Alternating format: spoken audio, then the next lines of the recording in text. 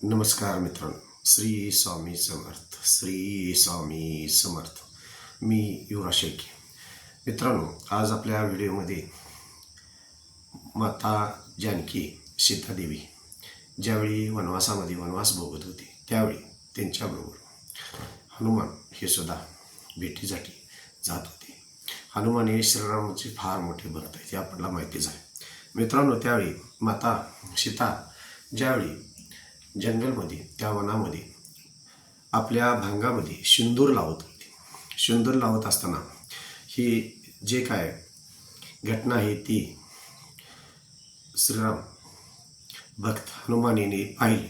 त्यावेळी हनुमानाने सीतेमातेला असा प्रश्न विचारला, माते, हे जे तू भांगामध्ये शिंदूर लावतेस त्यामुळं काय होते?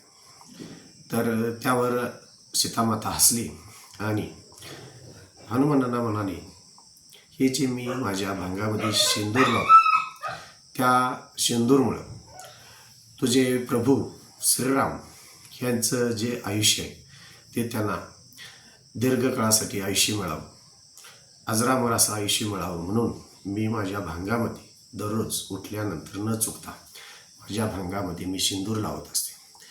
त्यावेळी हनुमानाने विचार केला, जर माझ्या प्रभूला, माझ्या देवाला, माझ्या श्रीरामाला जर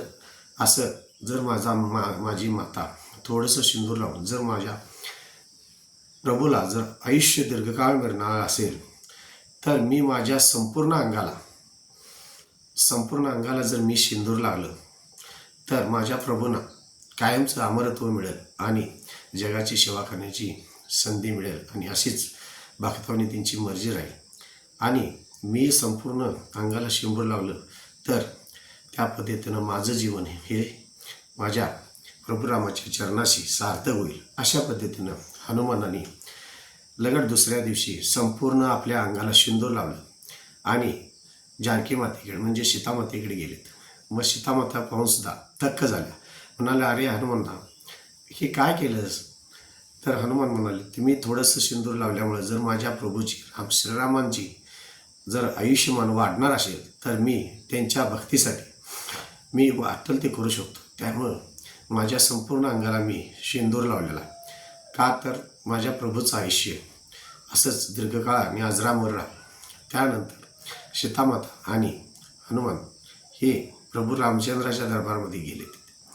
त्यामध्ये वनामध्ये जो दरबार भरला होता त्यामुळे सगळे बघून हनुमंताला हसू लागले. त्यावर श्रीराम प्रभूसुद्धा म्हणाले, अरे हनुमंता, ही भक्तीसाठी काय केलंस तू? त्यावेळेला हनुमान म्हणाले, मी माझ्या प्रभूसाठी काय वाटेल ते करू शकतो. त्या पद्धतीनं श्रीराम हसूनच म्हणाले, असे जर माझे भक्त भेटले तर त्या पद्धतीनं मी किती सेवा केली पाहिजे भक्तांची, ह्यावर आपल्यावर सर्वांच्यावर श्रीराम प्रभूची अशीच हनुमान दाखतीनं आपल्याकडे सेवा असते, तेवढे आपल्यावर आशीर्वाद असतात. मित्रांनो, त्यावेळी श्रीरामाने हनुमंताला असंच सांगितले की सदर सिंदूर तू लावल्यामुळे तू अजरामर असेल आणि तुला आजन्म कायमस्वरूपी आयुष्य मिळेल. तू कायम चिरंतर अमर असा राहशील. त्यामुळे श्रीराम प्रभूंनी दिलेल्या आशीर्वादामुळं कुठेही जर पाहिलं असतं श्री हनुमानांच्या मंदिरामध्ये हनुमानांची जी मूर्ती असते त्याच्यावर शेंदूर लावलेला असतो.